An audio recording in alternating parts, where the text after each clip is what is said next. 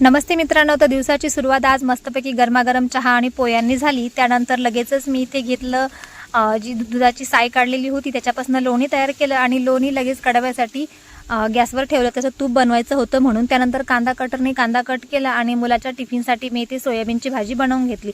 नंतर लगेचच माझ्याकडे दूध फुटलं होतं काल रात्रीचं, त्याचं लगेचच मी इथे पनीर बनवण्यासाठी ठेवून दिलं। नंतर गेली शेतामध्ये बघा ह्या उलट्या मिरच्या आलेल्या आहेत आणि त्यानंतर मी इथे भाज्या पण बघितल्या काढायला आल्या आहेत की नाही, कारण की उद्या भाज्या काढायच्या आहेत। त्यानंतर घरी येऊन असं मस्तपैकी पनीर बनवून झालं होतं आणि पनीर बनल्यानंतर मी लगेचच पनीरचं जे पाणी होतं त्या पाण्याने पीठ मळलं, मस्तपैकी पोळ्या बनवल्या आणि आता सर्वात शेवटी म्हणजे पनीरची भाजी बनवायची आहे। तर पनीरची भाजी बनवण्यासाठी कढईमध्ये मी इथे तेल, जिरं, मोहरी, परत जी प्युरी होती टोमॅटो कांद्याची जी पेस्ट आहे ती पेस्ट टाकून घेतली।